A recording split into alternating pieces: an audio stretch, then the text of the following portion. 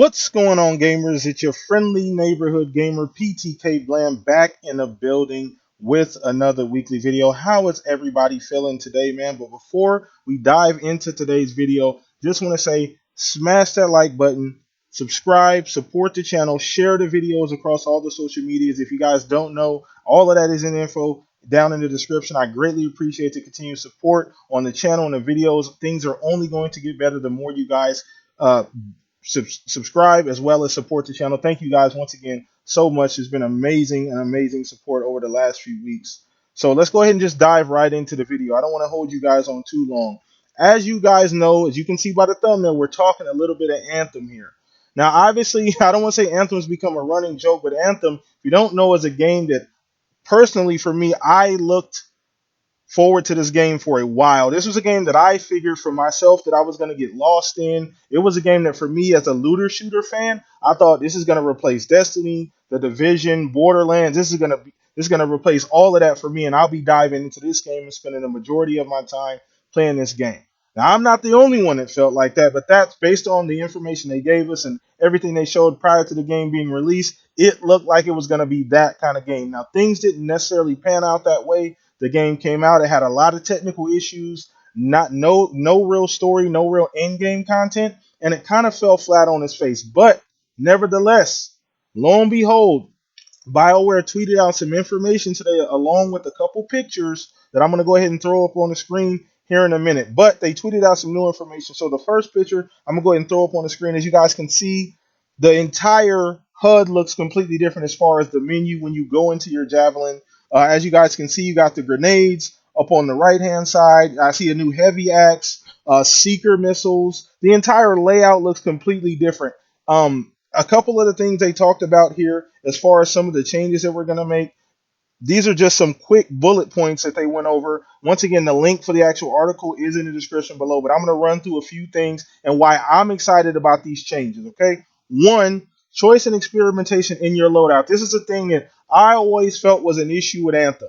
I mean, all the weapons were cookie cutters. All the weapons were just copy and paste of each other. None of them even looked different. Every now and then you get one that functioned a bit different, like all the auto rifles looked exactly like the same. All the pistols looked exactly the same. All the heavy weapons look exactly the same. So that was an issue I had. So they've addressed a couple different things. So one, choice and experimentation in your loadout.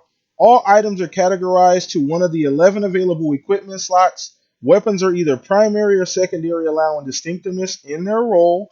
Mods and artifact slots replace components and manage equipment and abilities in your loadout screen, which is all cool things. All of that, once again, makes sense for variety. You know, in a looter shoot, you don't want to feel like you have to run the same build as anybody else. Giving build variety is key to looter shooters, man. You got to have that RPG aspect. Let's go ahead and move on to another bullet point. So one is reliably create builds. This is something that I had a hard time doing. If you don't understand the meta in Anthem, this is going to be real tough for you. Casual players, they don't really want to do all of that. So making these changes to create a build reliably is always a good thing. So one, abilities are unlocks, not drops. Play with the abilities you want when you want. That's huge. Empower your abilities by equipping them with mods. Now you can further enhance your abilities. Builds are defined by the synergies and specializations, abilities, and equipment. That's awesome. Inscriptions provide build synergies but are no longer the primary factor.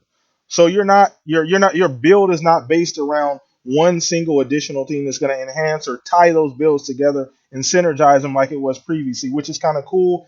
That creates build diversity. All right. So let's go ahead and move on to another couple things that they are making the change of as well. A couple things to the skill tree and progression. That's always important, especially in a looter shooter. You know, fans of that, we like that progression, that grind. You know, we got to have build diversity and we got to feel like it's worth it. So, one, provide choice and progression through skill trees. Each javelin can level up, awarding skill points. Skill points can be spent to unlock abilities, passive, and stat boosts, and each specialization has its own advanced skill tree. Once again, that provides so much variety. Now the individual javelin can level up on its own, which is super duper dope. You can allocate skill points to different skill trees. That means nobody's build is going to be exactly the same, which is awesome for looter shooter fans like myself. More variety, better for all of us. Let's go ahead and move on to the last point.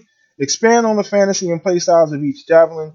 Javelins have access to multiple specializations that cater to different styles of gameplay.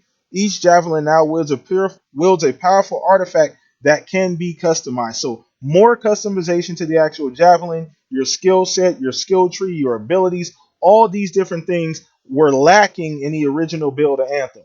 Obviously, they're going to give us some more in-game content, hoping for that as well, but they didn't really address that in the article. Once again, the link is in the description for the article. I'm super excited about all these builds. I know a lot of people are like, I've seen some comments on Twitter like, oh, what's the point? Just abandon the game. Nobody's going to play it. We've seen so many games have come out this generation had a rough start. Rainbow Six Siege had a horrible start. Sea of Thieves started slow. Look where these games are at now. These are highly rated, some of the highest, most played, games this generation. I mean, Rainbow Six got an entire E League.